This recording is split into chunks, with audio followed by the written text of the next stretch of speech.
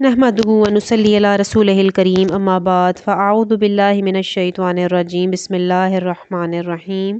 رب اشرح لی صدری ویسر لی امری واحلل عقدۃ من لسانی یفقہوا قولی۔ سورہ آل عمران آیت نمبر 61۔ فمن پھر جو کوئی حاجک حجت بازی کرے آپ سے فیہ اس معاملے میں، من بعد ما اس کے بعد بھی کہ جاءک آ چکا ہے آپ کے پاس، من العلم صحیح علم، فقل تو آپ ان سے کہیں، تعالو کہ آؤ، ندعو بلا لیتے ہیں ہم، ابناءنا اپنی اولاد کو، و ابناءکم اور تم اپنی اولاد کو، و نساءنا اور ہم اپنی عورتوں کو، و نساءکم اور تم اپنی عورتوں کو، و انفسنا اور ہم خود، و انفسکم اور تم بھی آ جاؤ، ثم پھر نبتہل ہم مباہلہ کریں، فنجعل اور بھیجیں، لعنت اللہ لعنت اللہ کی، علی الکاذبین جھوٹوں پر۔ اس آیت مبارکہ کا پس منظر یہ ہے کہ نجران کے عیسائیوں کا ایک وفد مدینہ آیا۔ نجران حجاز اور یمن کے درمیان ایک علاقہ ہے جہاں عیسائیوں کی جمہوری حکومت تھی۔ اس وقت اس علاقے میں 73 بستیاں شامل تھیں اور 1 لاکھ سے زائد جنگجو مرد یہاں موجود تھے۔ یہ حکومت 3 سرداروں کے زیر حکم تھی۔ اس وقت کے تینوں سردار اس میں شامل تھے۔ تینوں سردار 60 آدمی لے کر مدینے پہنچے۔ اب یہ لوگ جنگ کرنے نہیں آئے تھے، کیونکہ اب مسلمانوں کی ایک مضبوط حکومت قائم ہو چکی تھی۔ ان کا مذہبی پیشوا ابو الحارث ایک عربی النسل آدمی تھا، حقیقت کو سمجھتا تھا، مگر محض دنیاوی مفادات کی خاطر وہ پادری بن گیا تھا۔ ان کی آمد کا مقصد صرف یہ تھا کہ مناظرے میں مسلمانوں کو لاجواب کیا جائے۔ تو آتے ہی انہوں نے نبی صلی اللہ علیہ وآلہ وسلم سے الوہیت مسیح کے موضوع پر بحث شروع کر دی۔ ان کا کہنا یہ تھا کہ تم لوگ جب یہ تسلیم کرتے ہو کہ عیسیٰ معجزانہ طور پر بن باپ پیدا ہوئے تھے، پھر تم یہ بھی تسلیم کرتے ہو کہ یہودی انہیں مارنے پر قادر نہ ہو سکے اور انہیں آسمانوں پر اٹھا لیا گیا تھا، تو یہ صفات کسی بندے کی تو نہیں ہو سکتی، اور یہ بھی کہ تم انہیں کلمات اللہ اور روح اللہ بھی تسلیم کرتے ہو، تو پھر اس سے بڑھ کر ان کی الوہیت کی کیا دلیل ہو سکتی ہے؟ آپ صلی اللہ علیہ وآلہ وسلم کی عادت مبارکہ تھی کہ جب کوئی ایسی صورتحال پیش آتی تو فوراً جواب دینے کے بجائے وحی کا انتظار فرماتے۔ تو آپ صلی اللہ علیہ وسلم نے انہیں صاف کہہ دیا کہ اللہ تعالیٰ کی طرف سے وحی آنے پر ہی میں تمہیں ان باتوں کا جواب دوں گا۔ اسی موقع پر اس سورہ کی تقریباً 30 آیات نازل ہوئیں، جن میں سیدنا یحییٰ علیہ السلام اور سیدنا عیسیٰ علیہ السلام کی پیدائش کا تفصیلی ذکر ہے، اور ان آیات میں عقیدہ الوہیت مسیح کا پورا رد موجود ہے۔ اور اس کا خلاصہ کیا ہے؟ اس کا خلاصہ یہ ہے کہ اگر سیدنا عیسیٰ علیہ السلام کی پیدائش معجزانہ طور پر ہوئی تو اسے اللہ کی قدرت کا کرشمہ تو کہا جا سکتا ہے۔ ان میں ان کا اپنا کیا کمال ہے کہ انہیں الہ تسلیم کیا جائے؟ اور اگر سیدنا عیسیٰ علیہ السلام مردوں کو زندہ کرتے تھے تو وہ صاف کہہ دیتے تھے کہ میں یہ اللہ کی اذن سے سر انجام دے رہا ہوں، اور یہی صورت ان کے رفع کی ہے، یعنی کہ جب انہیں اٹھا لیا گیا۔ اللہ تعالیٰ ہی نے انہیں یہود سے بچایا اور اپنی طرف اٹھا لیا۔ عیسیٰ علیہ السلام تو اپنی مدد کے بھی محتاج تھے، وہ الہ کیسے بن گئے؟ پھر ہوا یہ کہ دوسرے دن آپ صلی اللہ علیہ وآلہ وسلم نے ان کو یہ آیات سنائیں تو انہوں نے ابنت مسیح کے متعلق ایک دوسرا سوال کر دیا اور کہا کہ بتاؤ، اگر عیسیٰ ابن اللہ نہیں تو ان کا باپ کون تھا؟ اور مذکورہ آیت ان کے اسی سوال کے جواب میں ہے۔ تو اللہ تعالیٰ نے فرمایا کہ اگر باپ کا نہ ہونا اللہ کی ابنیت یا الوہیت کی دلیل بن سکتا ہے تو پھر سیدنا آدم علیہ السلام اس الوہیت کے عیسیٰ علیہ السلام سے زیادہ حقدار ہیں، کیونکہ ان کا باپ کے علاوہ ماں بھی نہیں تھی۔ لیکن تم انہیں تو الہ نہیں مانتے، پھر عیسیٰ کو الہ کیوں مانتے ہو؟ چونکہ یہ لوگ ہدایت حاصل کرنے یا اسلام لانے کے لیے آئے ہی نہیں تھے، اور محض کج بحثی اور بحث و مناظرے سے اپنے مذہب کی حقانیت ثابت کرنا چاہتے تھے۔ تو اللہ تعالیٰ نے ان کو 2 ٹوک فیصلہ سنا دیا کہ اگر یہ لوگ کج بحثی ترک نہیں کرتے اور انہیں اپنے مذہب کی حقانیت پر اتنا وثوق ہے تو پھر مباہلہ کر لیں تاکہ یہ تنازع ختم ہو جائے۔ اور اس آیت میں مباہلے کا طریقہ کار بیان کیا گیا ہے۔ جب یہ آیت نازل ہوئی اور آپ صلی اللہ علیہ وسلم نے انہیں سنائی تو وہ کہنے لگے کہ ہمیں کچھ سوچنے اور مشورہ کرنے کی مہلت دی جائے۔ پھر انہی میں ایک ہوش مند بوڑھے نے کہا، اے گروہ نصارہ، تمہیں معلوم ہے کہ اللہ نے بنی اسماعیل میں سے ایک نبی بھیجنے کا وعدہ کیا ہے۔ ممکن ہے یہ وہی نبی ہو، جو باتیں اس نے کہی ہیں وہ صاف اور فیصلہ کن ہیں۔ اگر یہ فی الواقع وہ نبی ہوا اور تم لوگوں نے مباہلہ کیا تو تمہاری نسلوں کی بھی خیر نہیں ہوگی۔ بہتر یہی ہے کہ ہم ان سے صلح کر لیں اور اپنے وطن کو لوٹ جائیں۔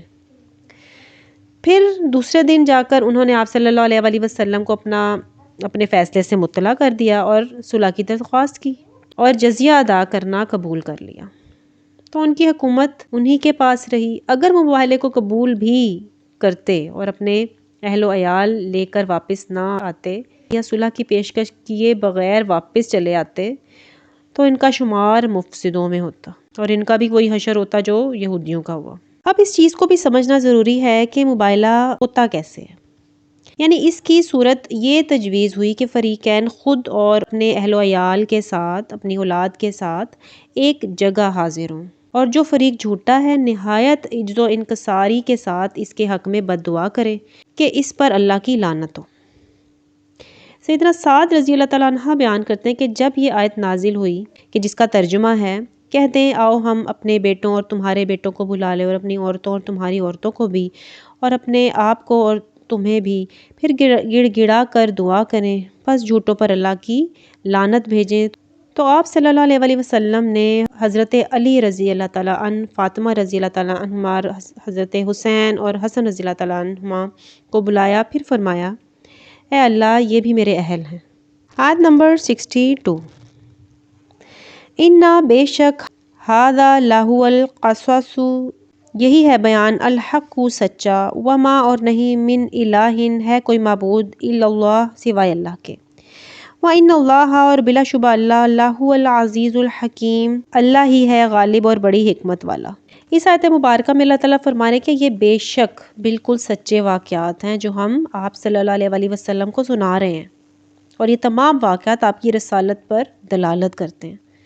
اور ہر چیز کا خلاصہ یہ ہے کہ اللہ کے سوا کوئی الہ نہیں، وہ واحد ہے اور وہ زبردست حکمت والا ہے۔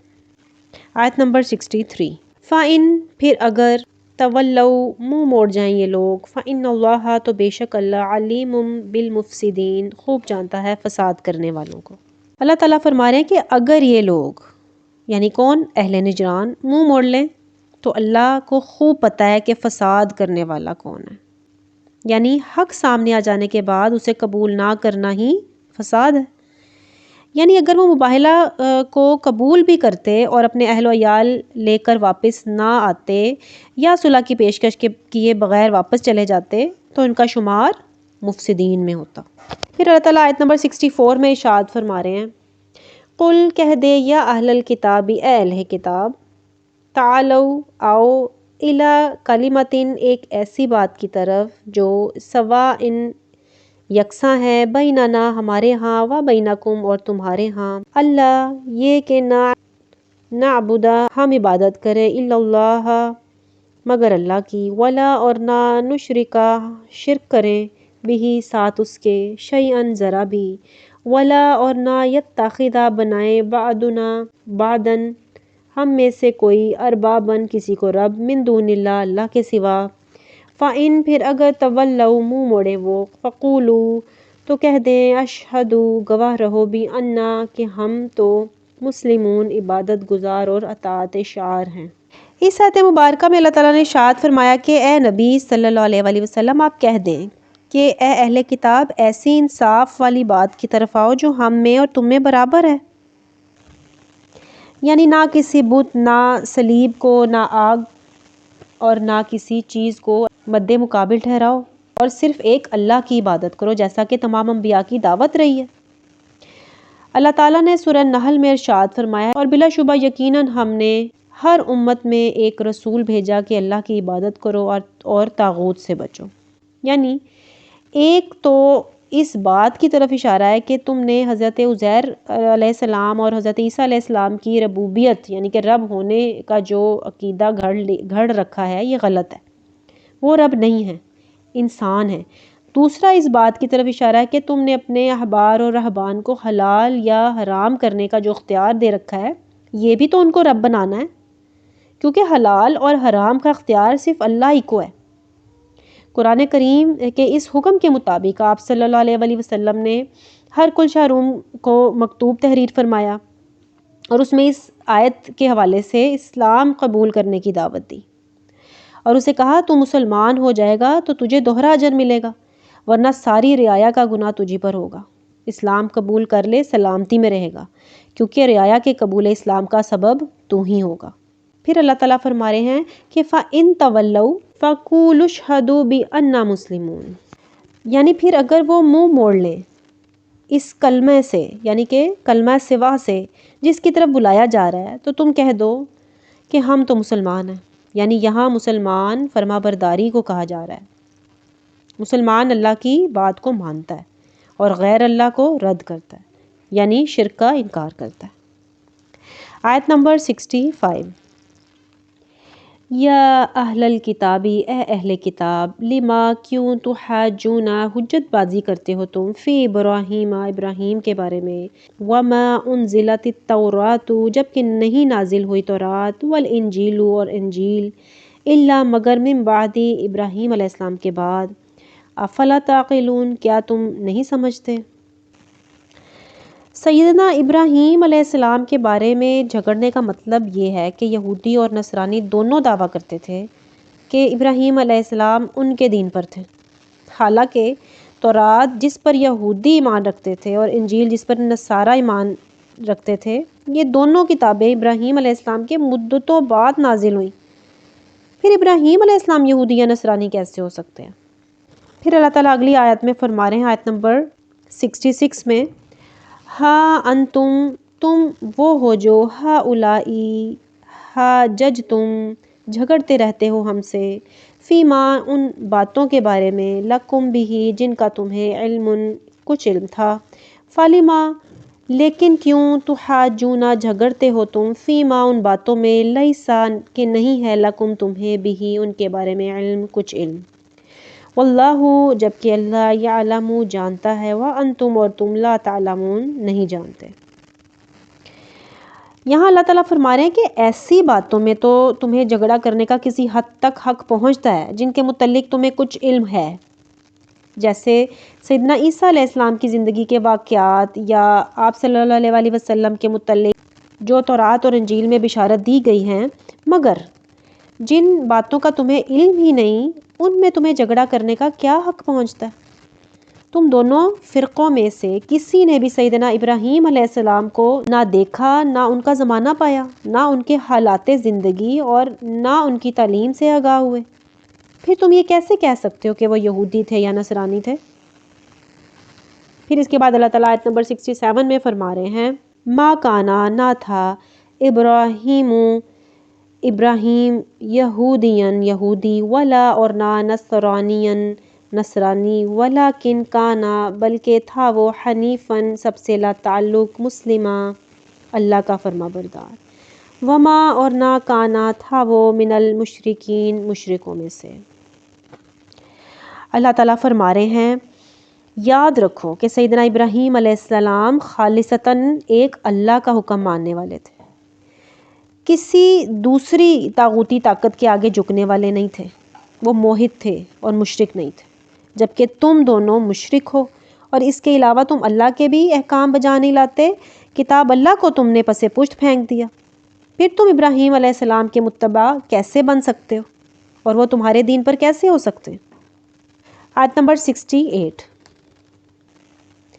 اِنَّا بے شک، اول الناسی لوگوں میں سے سب سے زیادہ قریب، بھی ابراہیم ابراہیم کے، للذین وہ لوگ ہیں جنہوں نے، اتبعوہ پیروی کی ان کی، وہذا اور یہ، النبی نبی، والذین اور وہ لوگ جو، آمنوا ایمان لائے، واللہ اور اللہ، ولی ساتھی ہے، المؤمنین ایمان والوں کا۔ اب یہاں اللہ تعالیٰ فرما رہے ہیں کہ کون ابراہیم علیہ السلام کے قریب تر لوگ ہیں، یعنی عقائد و اعمال کے لحاظ سے سیدنا ابراہیم علیہ السلام سے قریب تر وہ لوگ تھے جو ان کے پیروکار تھے، یا پھر نبی صلی اللہ علیہ وسلم اور ان کے پیروکار۔ یعنی ایسے لوگوں میں دو صفات ہوتی ہیں، ایک تو وہ مشرک نہیں ہوتے، دوسرے اللہ تعالیٰ کے سب احکام بجا لاتے ہیں اور مکمل طور پر اللہ کے فرما بردار ہوتے ہیں۔ اور اسی نسبت سے جو